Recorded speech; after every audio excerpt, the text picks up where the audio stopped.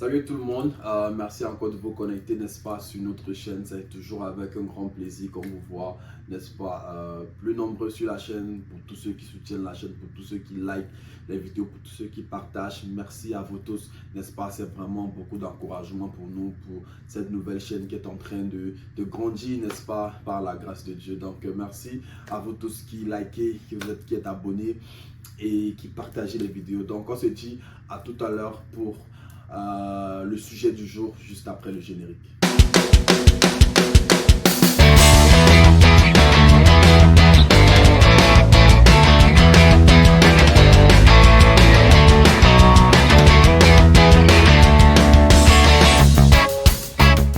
Donc voilà, aujourd'hui, on continue avec toujours des sujets d'immigration et c'est beaucoup plus pour tirer, pour une sonnette d'alarme ou bien, comment je vais dire, juste pour essayer de conseiller nos frères et nos sœurs qui sont en train de vouloir venir au Canada, beaucoup plus peut-être d'Afrique, mais aussi de partout dans le monde entier, pour vous, francophones qui parlez français, qui me suivez, qui aimeraient venir au Canada. Je viens beaucoup plus essayer de tirer notre attention sur le permis de travail fermé. J'aimerais dire ceci, on a fait une vidéo sur le permis de travail fermé. Pour ceux qui n'ont pas encore vu, allez regarder nos vidéos. C'est écrit permis de travail fermé. Allez regarder et vous allez voir un peu ce que c'est que le permis de travail fermé. Je vais encore faire une vidéo là-dessus, juste pour nous encourager et juste pour nous ouvrir l'esprit sur ce que c'est que le permis de travail fermé. Je tiens à dire, le permis de travail fermé, c'est bel et bien fermé comme son nom l'entend. Vous êtes pratiquement condamné à travailler avec une entreprise durant toute la durée de votre séjour au Canada. Ça veut dire que si par exemple, Monsieur X fait sa procédure pour venir au Canada et sera employé par l'entreprise Y, n'est-ce pas? Si Monsieur X obtient son visa fermé, son permis de travail fermé pour venir au Canada, Monsieur X doit savoir que durant tout son séjour au Canada, durant toute la longueur de son séjour au Canada, il sera obligé de travailler pour l'entreprise Y. Ça veut dire, si Monsieur X arrive au Canada et que l'entreprise Y ne l'accepte pas, ou bien en fait ne le plaît pas, je vais dire, si l'entreprise Y ne le plaît pas, ou bien l'entreprise Y a des conditions de travail un peu difficiles, il sera très compliqué pour Monsieur X d'aller vraiment peut-être dans l'entreprise Z pour travailler, pour postuler, pour avoir un emploi, parce qu'il va falloir d'abord qu'il se dégage, n'est-ce pas, de ce permis fermé qu'il a avec l'entreprise Y.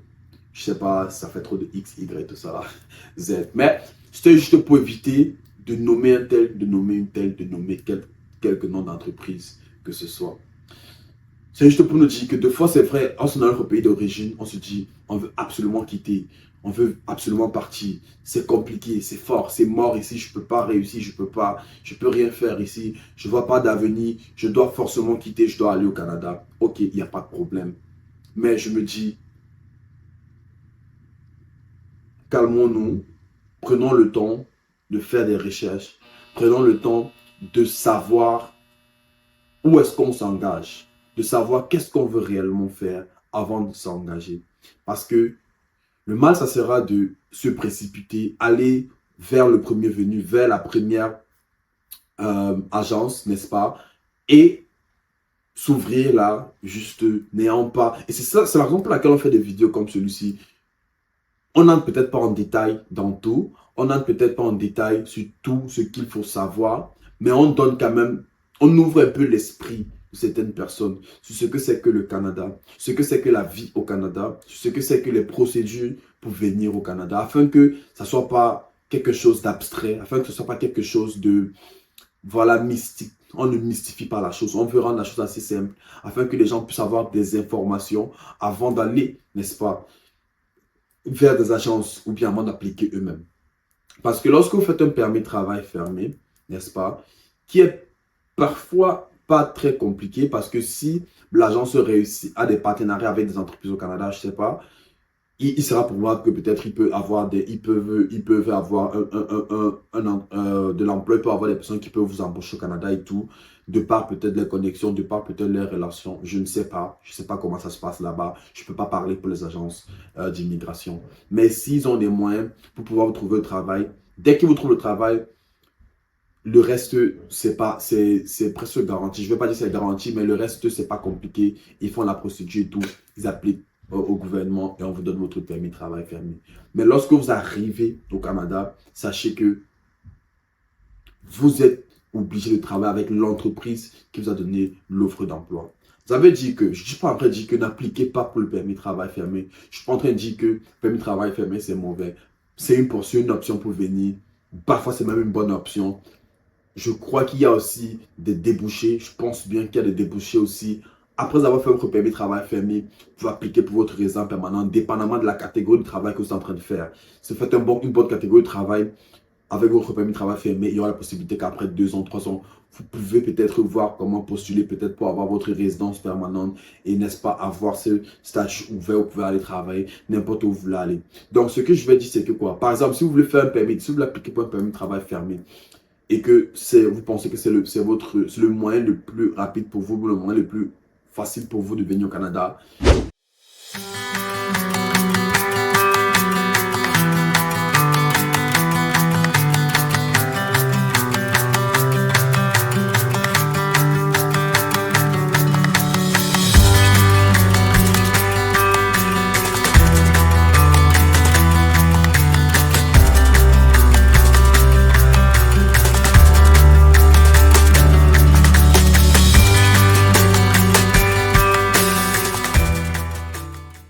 Faites des recherches sur l'entreprise.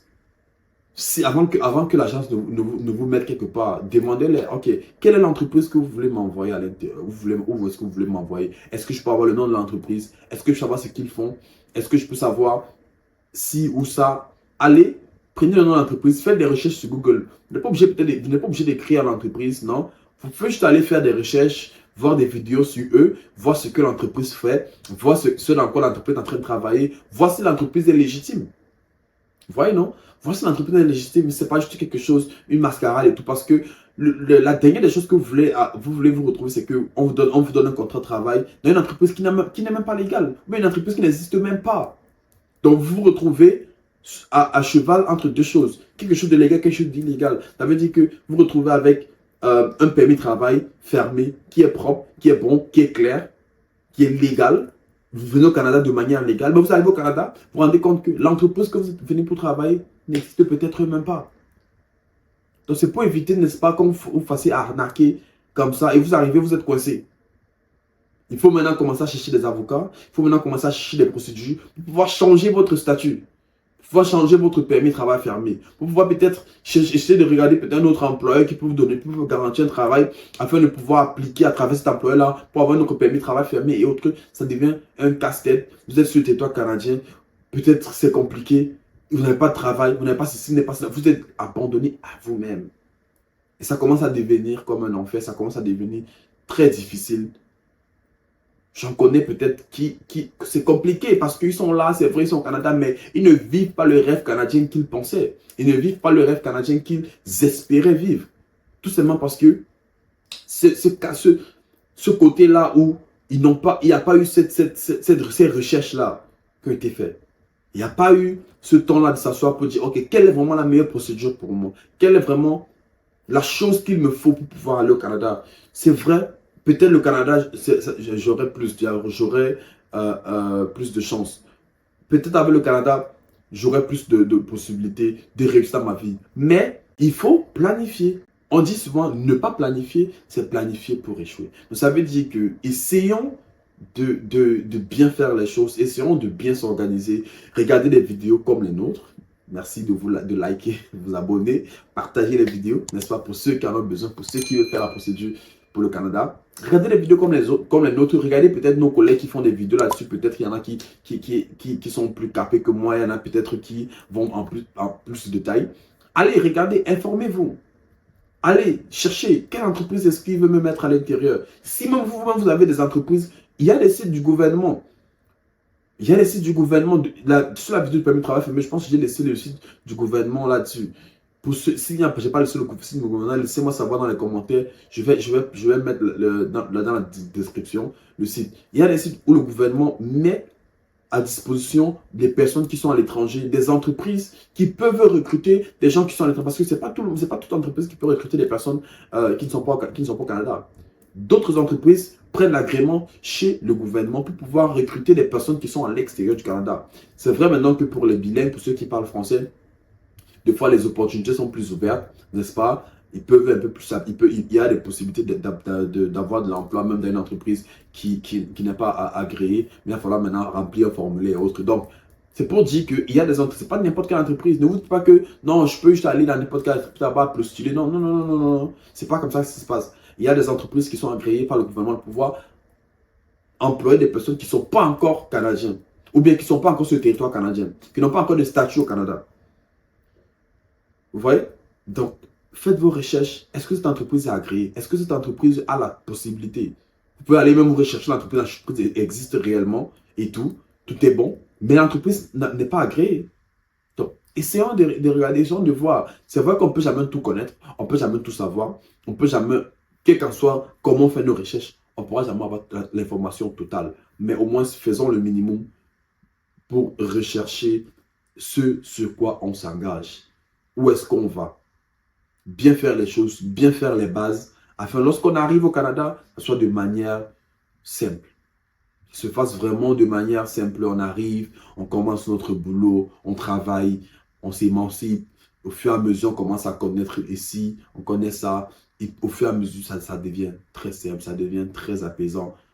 Il y aura toujours le stress au Canada, c'est un pays qui ça stresse, mais le stress sera un peu plus moins qu'une personne qui arrive et que peut-être comment il va dans l'entreprise et puis peut-être l'entreprise ne le plaît pas, mais peut-être le rythme de travail là-bas n'est pas bon, on ne le paye pas comme il faut et tout, on le maltraite et tout. Donc, faisons nos recherches. Je viens vraiment ici parce que c'est un sujet que j'ai pu rencontrer des personnes qui m'en ont parlé et tout, et puis je me suis rendu compte qu'il peut y avoir beaucoup de personnes qui sont dans cette situation. Après, je ne suis pas en train de dire que dans cette situation, vous serez abandonné à vous-même. Il y a une procédure, n'est-ce pas, pour pouvoir vous dégager souvent des permis de travail véreux, je ne sais pas si je peux dire comme ça, permis de travail fermé qui ne vous convient pas. Il y a des procédures pour se dégager, mais ça revient maintenant à trouver un avocat, aller à une procédure légale, appliquer, et à voir le gouvernement, tout ça là, ça commence à devenir long, donner des justificatifs, donner des preuves, donner ci, ça